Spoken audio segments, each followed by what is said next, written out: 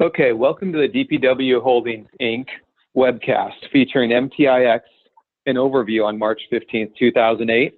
Today, our presenters are going to be Milton Todalt III, CEO and Chairman of the Board of Directors of DPW Holdings, Inc., as well as Phil Mansour, CEO of Avalanche International Corporation, doing business as MTIX International.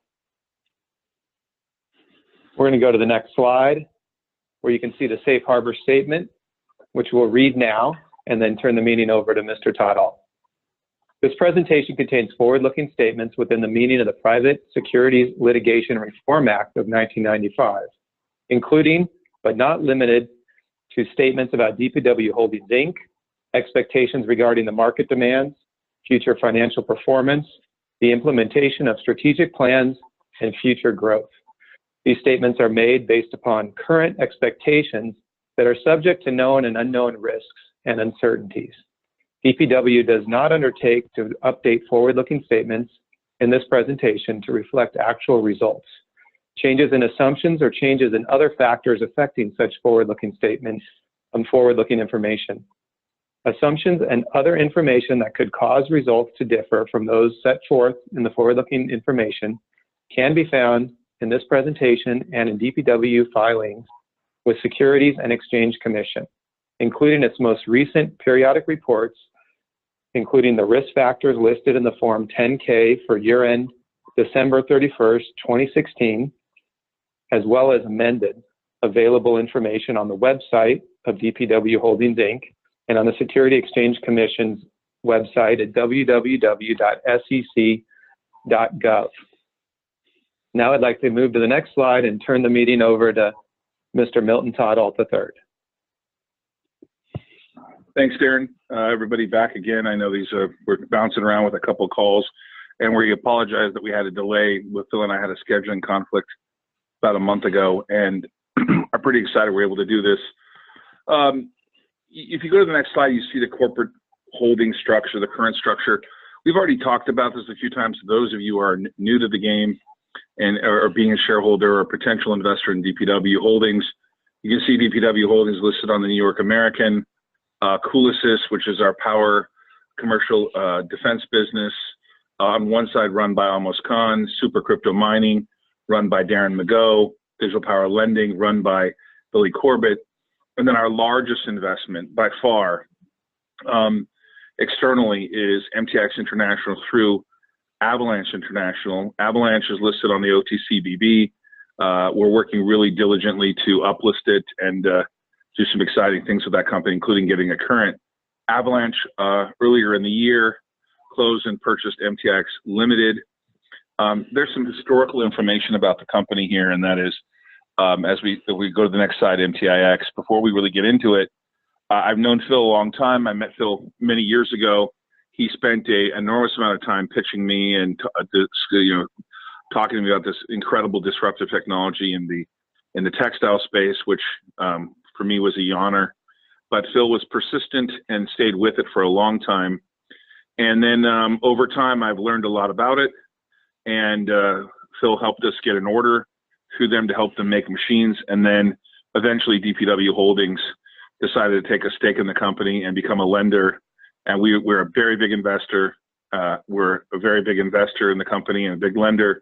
And it really is truly the only unicorn I've ever been involved with. And how I define that is global opportunity. If you look at the space of what I've said before, 50,000 textile plants in China, 50,000 textile plants outside of China, and you look what these guys are doing, it's truly amazing. It's just a rare situation where you have an opportunity to put such disruptive technology into such a small company. I believe this is the biggest upside by far that longer term. I've said this on the 20th call back in December. This is a global opportunity to roll out these machines over the next 20 years. I see this as the biggest investment and the largest upside opportunity that DPW Holdings shareholders have. I expect this to be one of the biggest investments we've ever made, and over time, drive the biggest part of value, long-term growth story. And I'm going to let Phil Mansour get into the conversation and talk about the technology. He is very vested in this. He spent the last 5 years working with the team there, and we're pretty proud to have him involved and to be his partner. And so, Phil Mansour, take it away. Sure, thank you very much. Today we're going to talk specifically about MTX Limited and their core technology, MLSE, Multiplexed Laser Surface Enhancement. Let's go to the next slide, yep, there. And what it is, why it is so revolutionary, the market for it, how we are going to roll it out from a sales perspective, revenue perspective, and what it really can do. Like most disruptive technologies, it is mind-blowing to those in the industry who have seen it and have overcome their disbelief. We have a video series we've just started on our website, mtxinternational.com, which begins to explain the history, the market for this, what it does for the world, for the environment. And I encourage everybody on the call to head over there and after this and begin to review and sign up for the series. MLSE was invented by our CEO and founder, Previn Mistry, in the late 80s, early 90s, and was first applied to the space of diamond coating steel, changing the surface substrate of steel. At its core, MLSE synthesizes the surface of a substrate to give it new properties with no harmful chemicals or wastewater. In the textile space, this is amazing because one machine can apply numerous different types of treatments with the push of a button, no water, and no toxic chemicals. We'll see why that is so incredible. Let's go to the next slide. From a worldwide perspective, the market opportunity, as you can see here, is massive. Just the US flame retardant market, $720 million in 2015, expected to grow. I won't read all of these, but you can see it's huge. Just looking at flame retardancy, you can begin to understand the displacement of chemicals when you have none. Not to mention the health and environmental factors associated with this. Let's go to the problem. Next slide, please. Hey, Phil, can I add something real quick? Yes, sure. Phil, can I add something real quick? Huh? I just want to tell everybody, you should watch the video and watch the amazing amount of flame retardancy. I've seen this personally firsthand. And imagine a flame dropped on a piece of silk and it doesn't catch on fire. And then watch the flame be dropped on silk untreated and it burns immediately. These videos are all authenticated by third parties. One of the reasons we took such a long time in coming out with this news is we wanted to make sure that every single thing we said was validated by third parties. So one of the things that Phil is really good at is with his background is making sure there's documentation to back up claims. And I'm really astonished. If you ever get a mattress and you get a new mattress and you open it up and you smell those smells coming from, that's the chemicals in the fabric. And this particular machine can make it possible to not use those chemicals. It's truly remarkable technologies. Phil, I won't belabor it. No, let you go again. I appreciate it. So when you look at the problem, you could read these statistics and absolutely incredible. One I've circled to speak about is toxicological studies have demonstrated that flame retardants pose the greatest risk to normal growth and development of fetuses, infants, and small children. Textiles we come in contact almost 24 hours a day with, unless you're walking around with no clothes on. So every day we come in contact with textiles. When you start understanding what textiles are, carpet, coverings, car seats, it is everywhere. And all of these are produced with an incredible amount of water and which generates an incredible amount of wastewater and an incredible amount of toxic chemicals to give them their look or feel or features. And this is the way it's been for a long time. One of the statistics that always amazes me, it's not on these charts, is I was told 7,000 liters of water per pair of blue jeans that is made, and 2 billion pairs of blue jeans are made every year on the planet. It's an incredible amount of water. 9 trillion gallons of water are used in making textiles worldwide every year. We go on to some of the market statistics. They're just absolutely incredible. 2015, in the United States, 17 million vehicles were produced, 490 million square yards of fabric by 2017. That's 18% of the worldwide car market. All of these have toxic bromines and bromates in them in order to keep them fire retardant. That new car smell is the smell of toxic chemicals. The technology, MLSE, as it is in the textile handling unit that Coolysys is making for us now, eliminates the need for these bromines and bromates, eliminates the need for Teflon to make something hydrophobic, and allows it to be done at an extremely fast rate. Let's move forward. You can read these statistics on your own. The goal was simply to provide you, the listener, with some key data as to how big the market is. The solution, MLSE, is a virtual dry process carried out by atmospheric pressure using inert gases to achieve single or multiple treatments in a single pass using less space, less energy, and at a faster rate than most commonly used. All of these bullet points come from third-party validated organizations. Uses 99.6% less energy than existing processes. That's about 1% of the energy currently used. Eliminates the use of hazardous irritants, corrosives, and bioaccumulations. Reduces chemicals by 94.8%. Commercial processing speeds of 70 meters per minute. To give you a sense of how revolutionary that is, current processes run 17 meters a minute to 25 meters a minute. Reduces greenhouse gas emissions over a baseline of 90%. This is an incredible technology which allows the finishing of fabrics to not be located near water, to not generate wastewater, and to provide end products which are absolutely incredible and toxic-free. The system itself, we have a nice picture on the next slide of the system. This is the current version of the system.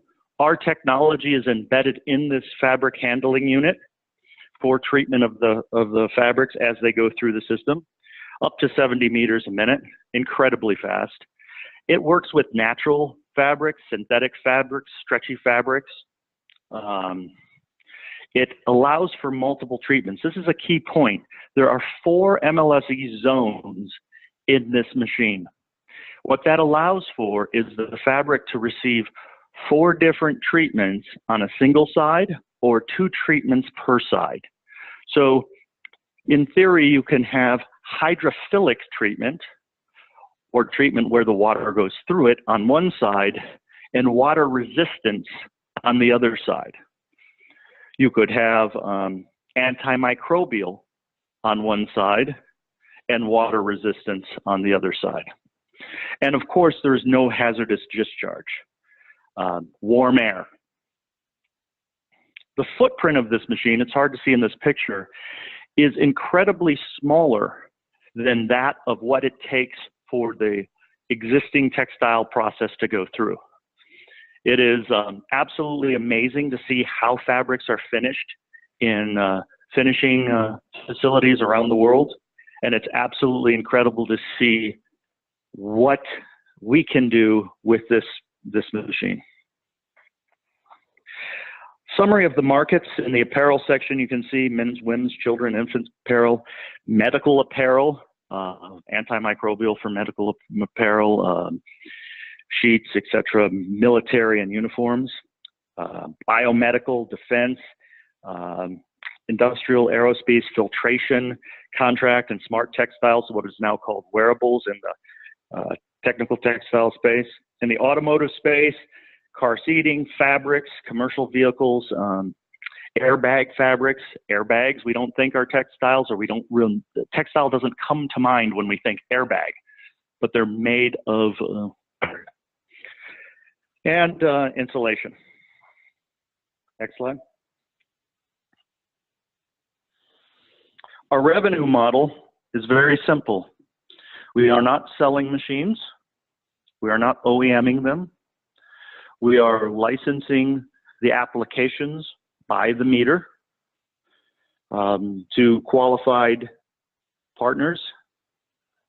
And we will contain and control the largest library in the world of chemical, plasma, and photonic interactions, something we call process algorithms.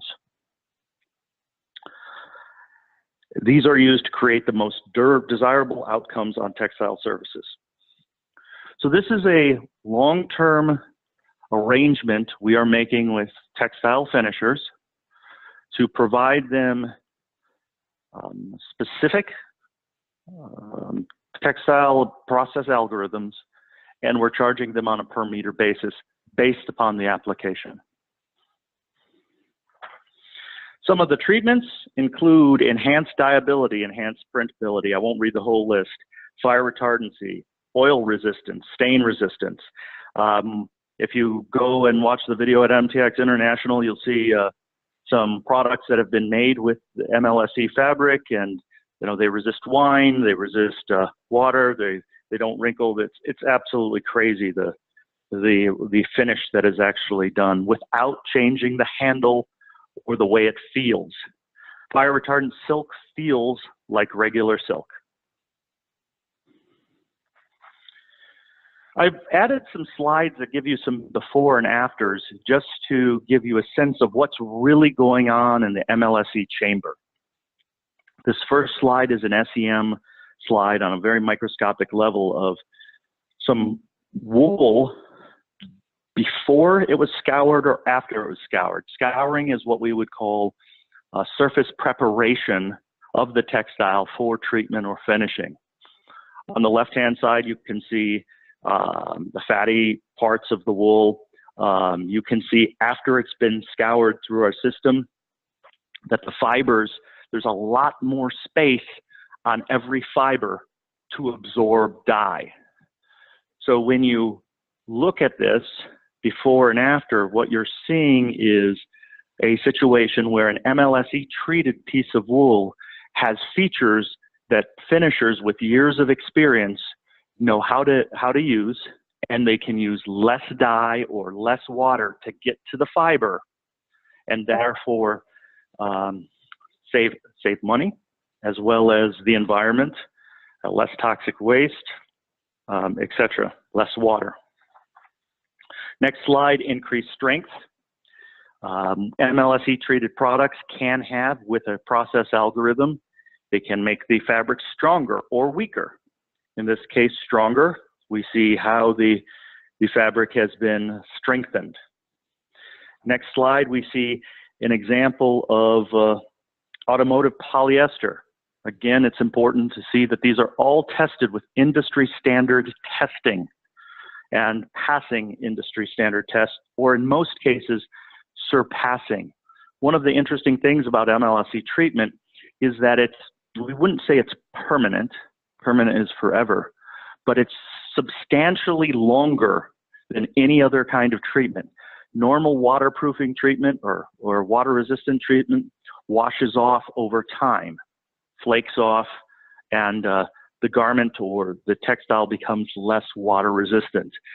MLSE synthesizes change to the surface, allowing that to be a permanent change or semi-permanent change for the treatment. And it's, again, you'll see that in the videos and the future videos that we have coming out.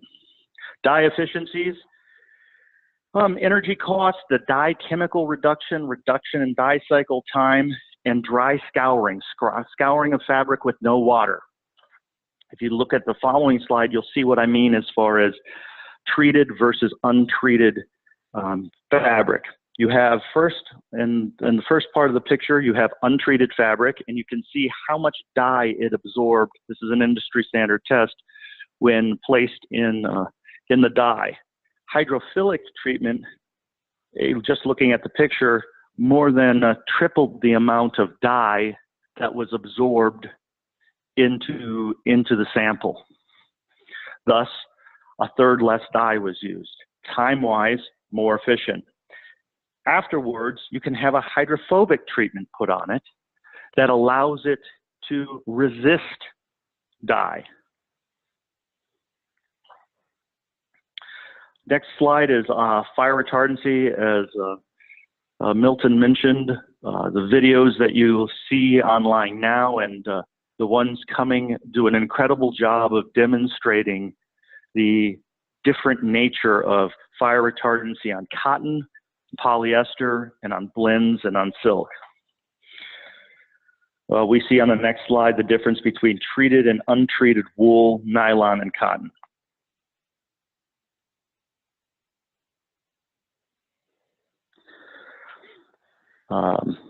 Hydrophobicity, water resistance. We see a number of different views of hydrophobicity and oleophobicity, which is oil resistance. Again, the shelf life of the product is increased incredibly. The water resistance, it almost looks like mercury on a table, bouncing around. It's absolutely incredible and very, very cost effective. And of course, leather, hydrophobic wool, water resistant leather. I encourage people to seek out the Inoscope site. We had a partnership with Inoscope, which is a huge research facility in Alicante, Spain. There's videos on our website regarding the results of projects associated with shoes that we just finished. And then MLSE on microfiberglass. This just shows a snippet of the applications and a snippet of the different types of fabrics and textiles we can use as MLSE on. I wanted to give you a taste of it. And then very quickly, Todd, I don't know how much time I have. I've been talking a long time. Wanted to talk about, where we are. This is not a research and development project. That's very important to understand. This is a commercialized system. Prior to the acquisition of MTX Limited, the company was selling one machine at a time, assembled inside the facilities of the actual finishing plants where it was going. Because of DPW's involvement, Coulis's involvement, and the vision that has come along, we've changed the model. We've moved to a licensed model. We are manufacturing and delivering the first machine and beginning revenue this year. I think it's important, Phil, to remind everybody that you actually have other machines installed. This is the first machine that Coulis has made in conjunction with you and Bianco. It's a very good point. And what's important is, as you move from the small team of people who invented this technology and their incredible genius behind it to scaling worldwide, you have to go through several steps. One of the first steps we took was the ability to make the manufacturing of the equipment and the hardware somewhere else other than with the individuals inside MTX Limited. This allows for scalability. Partner in Alba, Italy, Bianco. They make world-class fabric handling units and finishing units for the textile industry. is assembling all of the pieces, the laser, the plasma unit, etc., and the fitted fabric handling unit in their state-of-the-art factory. And this allows us to scale the manufacturing. Simultaneously, we're scaling the process engineering side, which allows us to service our customers as they're installed and provide those process algorithms for that per meter charge.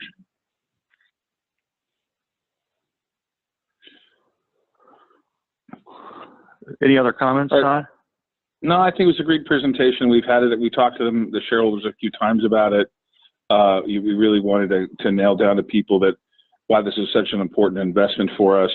You know, I appreciate you pointing out to everybody that it is commercialized now. You are installing in facilities, et cetera. There are, maybe you could talk about just the idea that why there's such a long lead time between contract and now, and the long lead items. Not specifically, I don't think you want to bore people with exact, but just that some of these items take a long time to make before you install them.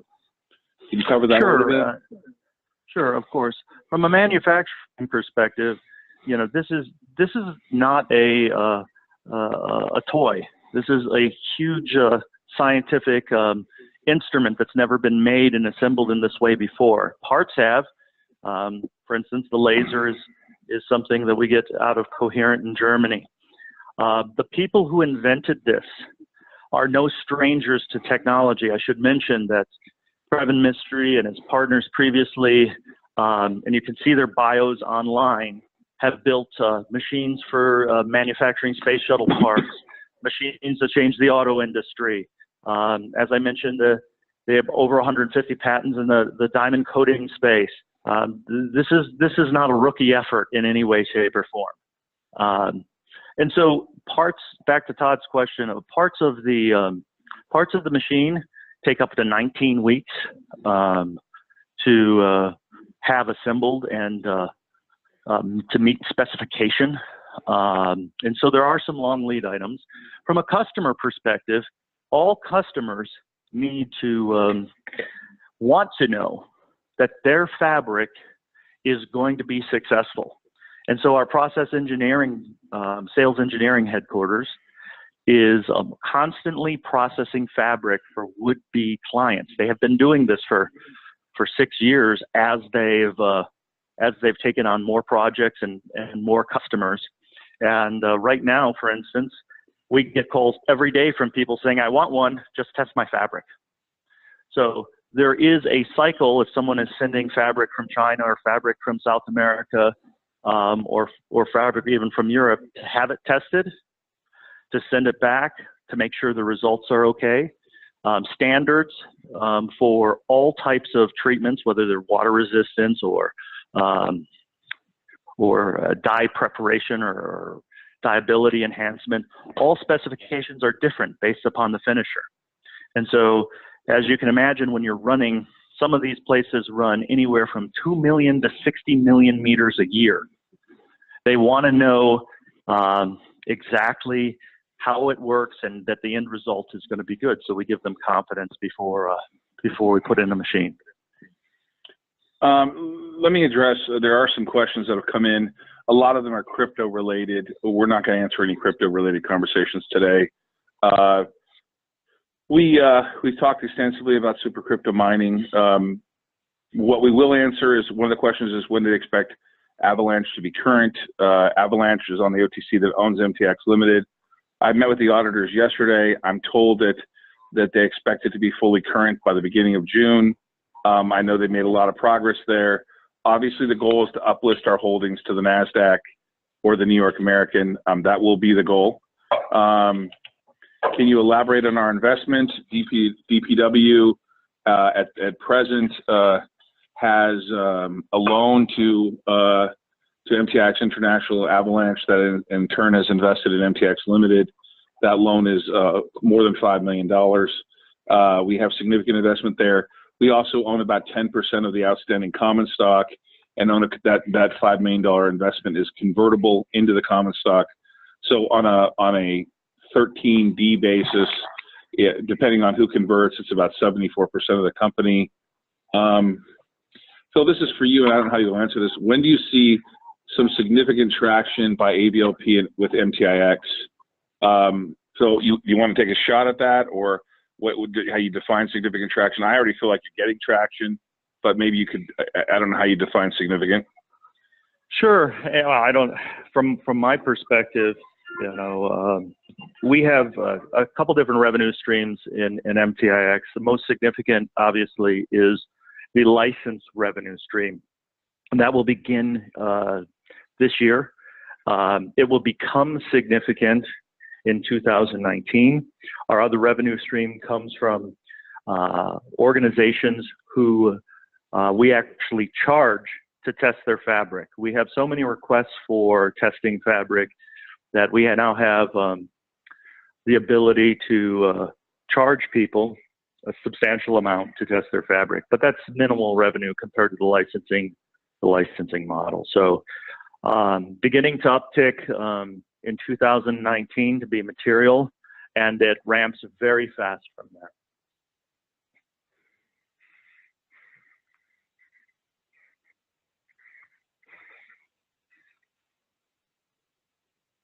Hello? Hello? One of the comments you made earlier, we have a question about revenue guidance, which I know we're not giving, but maybe you could talk about what you talked about earlier, which is the millions of potential feet and meters of revenue that are run by these machines and the number of potential machines that could be sold over the next 5 to 10 years. Absolutely. And I think getting your handle on how large this technology is, and one of the things I didn't mention is the fact that this is textiles. It's not just fabric. We're talking about carpet, paper, film. And as we move forward, plans on different variants of the machines for those industries as well. We've got great patents, patented in all the major places required in the world that you could think of. As far as machine need goes, as you mentioned, Todd, 50,000 plants in China alone, 50,000 outside. Each of them could use from, on the small side, 1 to, we've had some customers who need 20 machines for their facility. Each of these machines can produce, running in a conservative 16-hour shift, several million meters of fabric a year on a conservative basis. So when you start doing the math, and then the next question is how much are applications? Current fire retardancy, for instance, is a commodity in many locales. It depends upon the locale and the standard you're trying to meet, which can range just in that treatment cost for that finish to be more than $2 to $3 a meter. Hydrophobicity can range as well in price, again, based upon the material that you're making hydrophobic, how long you want it to last. The raw material cost in that can be anywhere from several cents per meter, a nickel per meter, all the way to 50 cents per meter. It all depends upon the desired outcome. But regardless, when you look at the numbers, even on a conservative level, they're absolutely astronomical. So one of the questions here is regarding the number of meters in the auto industry. So we talk about fire retardancy, 496 million meters a year. What does the industry currently pay for that fire retardancy, and what would they pay if they used an MTIX machine? The way I'll comment on that is, clearly we have a better outcome at a cost that is very price competitive to the current processes, if not more price competitive. So the actual price that is paid, again, depends upon the standard, the locale, etc. Right, but Phil, with 496 million meters a year, what are they currently paying for it right now? Because I think what people need to understand is you potentially, with your company, are going to run millions of meters per year, So let's just talk about a machine. How many meters can you run per machine per year? What's realistic? Realistic again, depending upon the type of fabric. I hate to use those caveats with the application. What we use in our estimates is at a max 3 million meters a year. And that is, again, on the very conservative scale, assuming not 24 hour uptime, not even 100% of a 16-hour shift. So again, you're talking about hundreds of machines just for the fire retardancy space in the auto industry. And you're talking about, like I said, more north than, $1 a meter. If you eliminate Teflon, which I think is made by Dow Chemical, obviously that's your attempt, is to try to eliminate Teflon. What is the size of the hydrophobicity market? It's one question. It's a very good question, and we don't have complete data on the worldwide market, but it's substantial, and it's early in the 9 figures.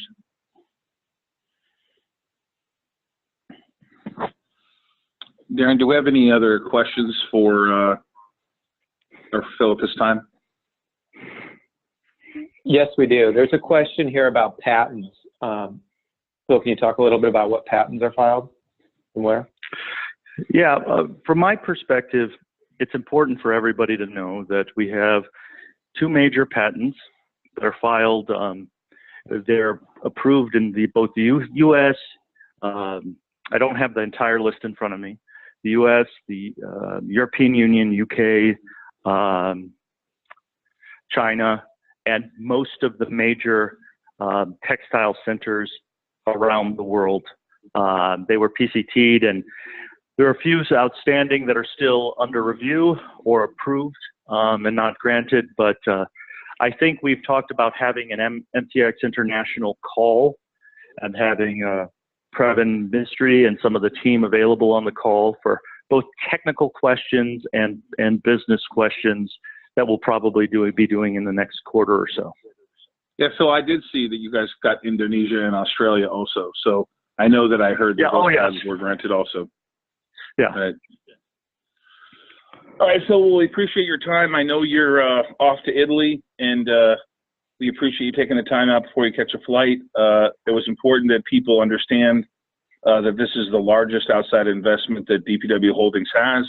We are really committed to this process. We are committed to backing the company and helping them deploy the potentially large number of machines with, as you heard, up to 3 million meters a year per machine. I know that there's a huge global demand for it.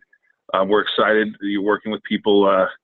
I won't mention them by name, but there are companies out there in Germany and all over the world you're working with. So hopefully we can get the word out about how successful we think this is going to be. We appreciate everyone's time. Phil, thanks again. Thanks, Darren, and everyone for helping us. And we'll look forward to you talking to everybody on the next conference call, which will be when we release earnings for DPW Holdings. We hope to announce the earnings date soon. Obviously, we have to report before April 15th. Our goal is to report before that, but we will let you all know in a press release the day we expect to, when we're ready to release earnings for the 4th quarter. We are not giving guidance for the 1st quarter, but we will give guidance at that time once we report our 4th quarter and report our 10K. And Darren, are there any other questions we need to answer before we get off the phone? Any quick questions before we move on? No, I think that covers it, Todd. All right. Thank you so much, everybody. Have a good night, and take care.